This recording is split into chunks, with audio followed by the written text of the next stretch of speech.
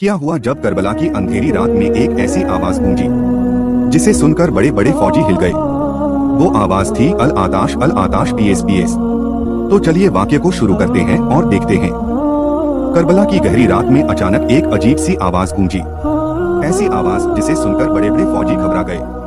वह आवाज थी अलतश अलतश, प्यास प्यास। यह आवाज सीधी हजरत इमाम हुसैन इब्ने अली के कैंप से आ रही थी, जहां मासूम बच्चे और औरतें 3 दिन की प्यास से बेहाल थे। एक छोटा सा बच्चा कमजोर आवाज में बार बार पुकार रहा था, अलतश अलतश।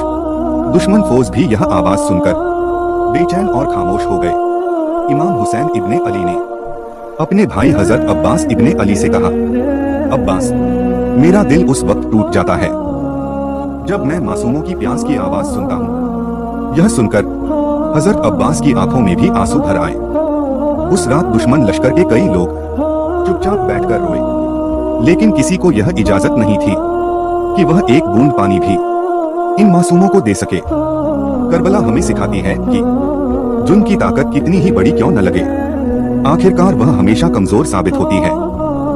लेकिन सब्र, सच्चाई और ईमान की ताकत आज भी दुनिया को हिला देने की शक्ति रखती है।